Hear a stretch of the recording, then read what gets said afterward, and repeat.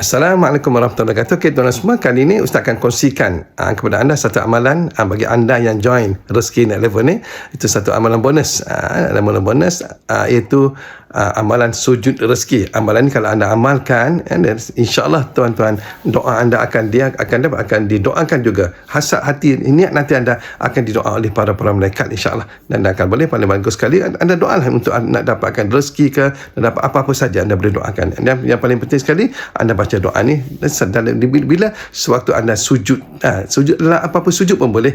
Dalam sujud sembahyang biasa pun boleh. Dalam sujud sujud sembahyang tahajud, sujud sembahyang duha, ataupun paling bagus sekali sujud dalam sujud dalam solat hajat kita, insya-Allah. Jadi amalkan dengan baik, dengan saya doakan supaya anda jadikan satu amal istiqamah untuk mendapat rezeki. Semoga Allah Taala mengurangkan rezeki anda berlimpah ruah, insya-Allah. Amalan ni dia berbunyi subhanaka wa bihamdika la ilaha illa anta. Subhanaka wa bihamdika la ilaha illa anta. Anda baca berapa kali tuan semua? Anda baca 7 kali. Anda baca 7 kali dalam sujud terakhir apa-apa sembahyang. Apa-apa sembahyang, sama-sama sembahyang wajib, sembahyang sunat, sembahyang tahajud ke, apa-apa saja. Atau yang paling bagus sekali kalau anda lakukan sembahyang hajat, anda bacalah subhanaka wa bihamdika la ilaha illa anta. Subhanaka wa bihamdika la ilaha anta, iaitu tuan-tuan baca sebanyak 7 kali, insya-Allah doa anda akan didoakan juga oleh para malaikat.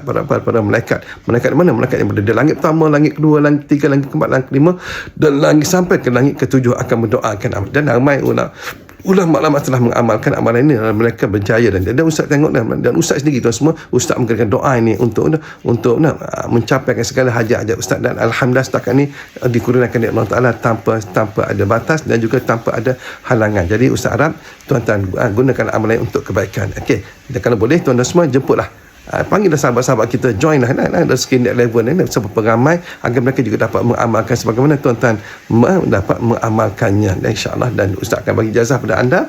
Dan kalau boleh, ijazah ini tuan-tuan semua, selepas ijazah ni anda tidak boleh kongsikan kepada kepada orang lain, insya-Allah. Anda perlu sebut kopi itu saja. Okay? Dengan lafaz bismillahirrahmanirrahim, Ustaz ijazahkan amalan sujud rezeki kepada anda. Malangnya anda tak boleh kongsikan kepada orang lain. Ini amalan untuk anda saja. Ajastukum, sebut kopi itu. Assalamualaikum warahmatullahi wabarakatuh.